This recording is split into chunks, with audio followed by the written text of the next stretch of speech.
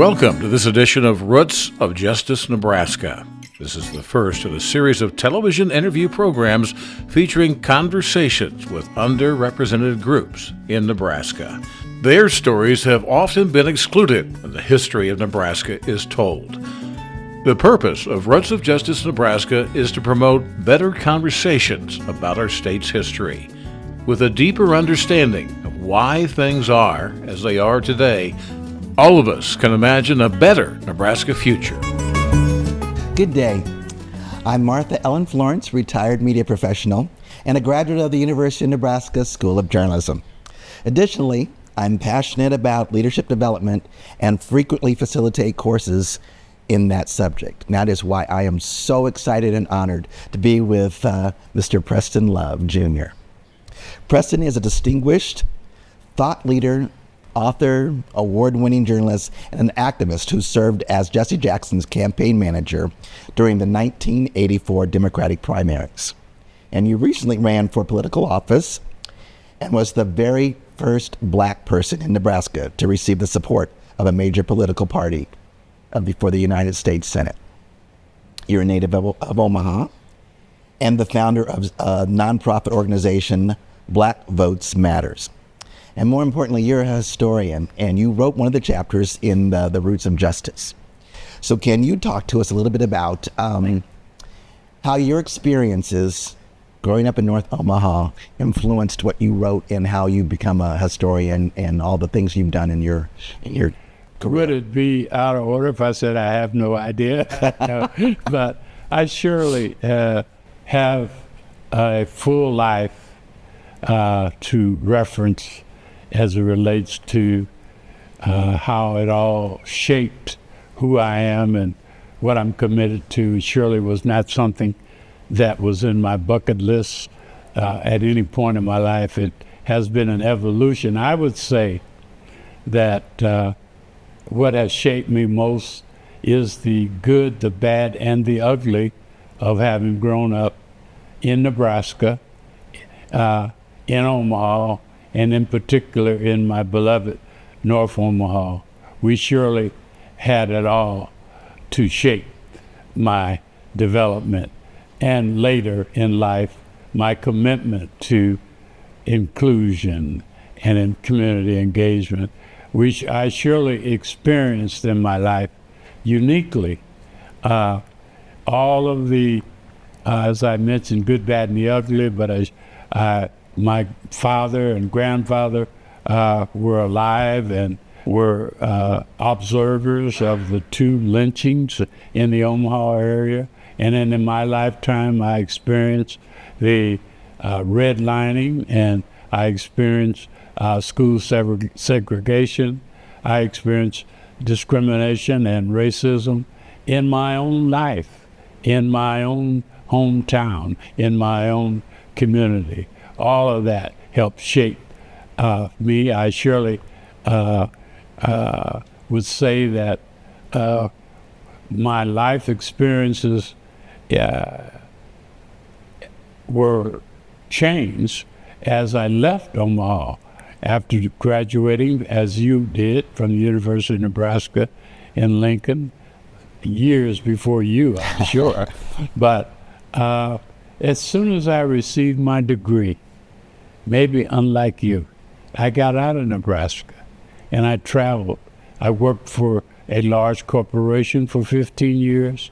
I lived all over the country. I lived in Atlanta, and I experienced other places, other cities' approach to the things that I experienced. All of those cities and their black communities had redlining and all the things that I mentioned. And my observation and the impact of all of that on me brought me to a place when I lived in Atlanta, quite frankly, where I observed and interacted with the civil rights community and all the iconic people, where solutions may be and how to go about solutions. Mm-hmm. And in the way that you posed the question, it then began to shape me in the latter part of my life And then I moved back to Nebraska in 2005. And I had no choice but to react to what I found, which was a community that needed work in every way. And that's what brought me to community engagement and working on inclusion and all of that. Not a lifetime of wanting to do it, but a lifetime of having to do it. Okay. Yeah. Well, let's talk a little bit about, because African Americans have been relatively small in numbers here in Nebraska. Mm-hmm.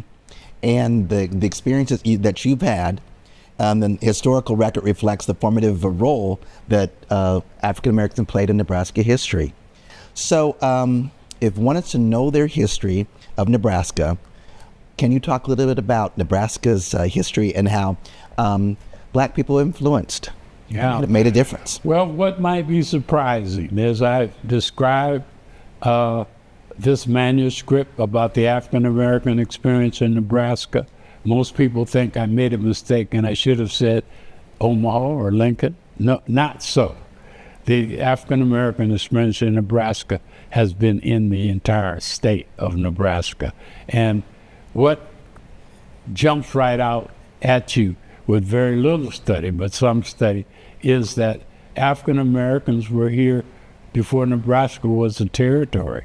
And they came here as and used as slaves. That surprises people because they're searching their mind to say, well, we don't have cotton, we don't have rice. Well, we were here, African Americans were here as slaves to the Spanish as they tried to conquer this Midwestern. We were here to serve the army. And so we stayed, and then as time evolved, we were known as the Buffalo soldiers during those days. But my point is that we began to settle in Nebraska in many ways. We became great farmers. We settled and produced. Some people know about D. Whitty. That's a famous one. But there were many so-called D. Whittys all over the state. And then, so we contributed as farmers and landowners and homesteaders. But as the story goes, Nebraska African Americans made many, many contributions to the development of this state. And I think the effort was worth just to chronicle all of that, those histories that people don't really know. And so, but it's an exciting story. And it does settle into the urban centers in Lincoln and Omaha after 1935. We had a big dust bowl, and that kind of ruined the farming, if you will, for years. And most of the African Americans migrated to the larger cities during that time. And so we began to make history, more of our history, in Lincoln and Omaha. But there still remain settlements all over the state and great stories to be told. Yes. Interesting. Thank you. In the chapter that you wrote, you highlight contributions and sort of the place, if you will, that we held.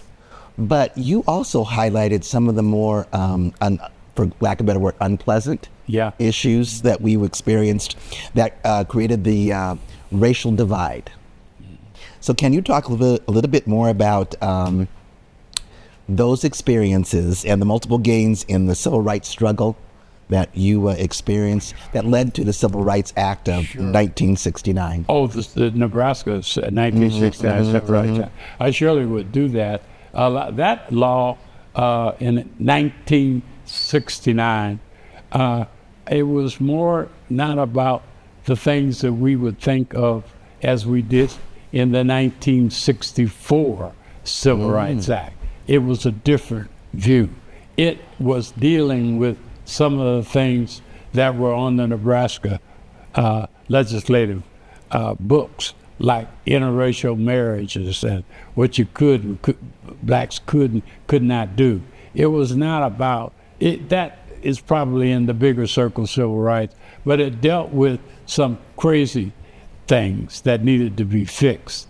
It did not correspond or correlate with the key civil rights legislation. In 1964, the Civil Rights Act, which dealt with a fair treatment under the law and so many other things. The 1965 Voting Rights Act, which dealt with voting and voter registration for males, black males, and the 1968 Fair Housing. The 1969 Nebraska law was a lot more narrow. It must be really understood that Nebraska kind of trailed the correlation between what was happening over the years, going all the way back to after the Civil Rights War, the Civil War that we had.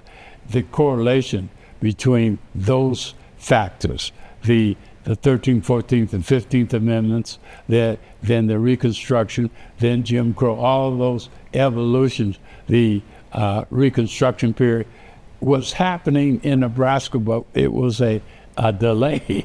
It was so the 69 law in Nebraska really was several years behind the movement and progress that was being made nationwide. It was important. We have, as I mentioned, so many things. I think it's key.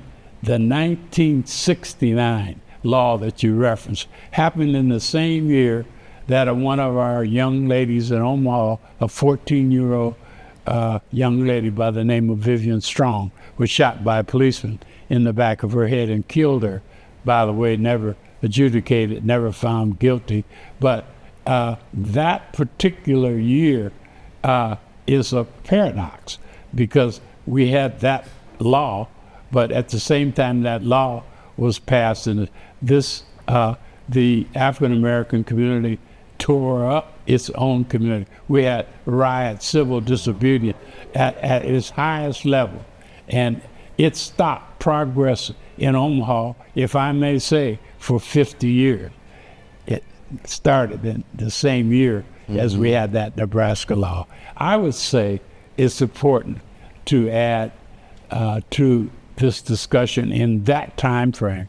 The manuscript, as I mentioned, does go all the way back to the 1700s, prior to our territory. Then the days that African Americans were participating in the growth of Nebraska as a territory, and then the very complex times that Nebraska had to decide whether or not it was worth being a state, because before you could be a state, you had to have some sort of legislative laws that said that you were not for slavery. And that was very hard for Nebraska. And it took us years to make that decision. All around us in Iowa, they were free states. Nebraska was uncommitted. But when time came for us to be a state, we had folks on both sides of that issue, and very complex itself. We became a state, as you well know, in 1867. But so I'm referencing that the manuscript that is such a resource for this whole subject. And then you bring it up to 1969. At that point, we had experienced so many things, racism, redlining, as I mentioned, that at that point, the African Americans had begun to evolve positively. That was a stop. It was almost a sudden stop. And I want to mention this as part of the great, the good, the bad, the ugly. Part of the good is how many great people were produced in the territory, in the statehood, and in later days. We have and I'll focus on some of the later days. Some of the greatest national figures in the country that are rooted in Nebraska, rooted in North Omaha. We have Hall of Famer in baseball, Hall of Famer in football, Heisman Trophy winners in football. We have Hall of Famer in basketball. We have famous artists and musicians. My dad was an internationally known jazz musician. We have Buddy Miles, who played with and around the Beatles. We have John Beasley, who just recently passed, and a dear friend of mine who was one of the best character actors, both in movies and TV. We now have Gabrielle Union, who's top. We have the undeniable Simone Sanders, who's on MSNBC. The list goes on, and it includes, again, all from Nebraska, but all from North Omaha, all at national, figures. We now have Bud Crawford, the boxer, and we have a billionaire with a B. It is Kathy Hughes, who owns 200 radio stations. She owns a cable network. My point is, I'm talking current, but that scenario goes all the way back into the question that is really, one of the areas that's really stimulating is the list of African American state senators. Goes back to the 1800s. The question that someone may ask is, how did it happen for and electorally so that we had state senators so early, yet it took us so long to have any other elected black officials anywhere in the state, including Omaha and Lincoln. Okay. And Malcolm X? I did mention Malcolm X, but that's because of my memory. We're winding down here, but I really want you to, you have a variety, you have a history, you have, you're distinguished. Tell us a little bit about, if you had to give us a message to speak of your legacy and give it to younger folks in about 2 minutes, what would you say? Well, my legacy is that I was born and raised in a state that has a curious past as it relates to African Americans. Grew up in poverty, grew up amongst racism, amongst all of the challenges, and yet not only me, but my generation and generations of, we endured and we blossomed. And so my comment to folks is, don't let your situation generate your inspiration. And because if you have it in you, you'll not only endure, but you'll pop through. And the African American story in Nebraska is a proof of all of that. Well, thank you so much. It's been such a pleasure. And this has been the history of African Americans in Nebraska, which is part of the Roots of Justice Project.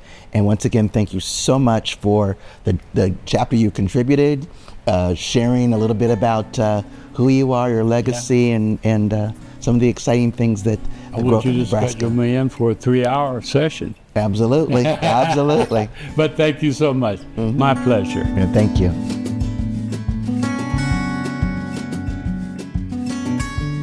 Development and funding for Roots of Justice Nebraska is provided by Truth and Reconciliation Nebraska, with production support from the College of Journalism and Mass Communications at the University of Nebraska-Lincoln.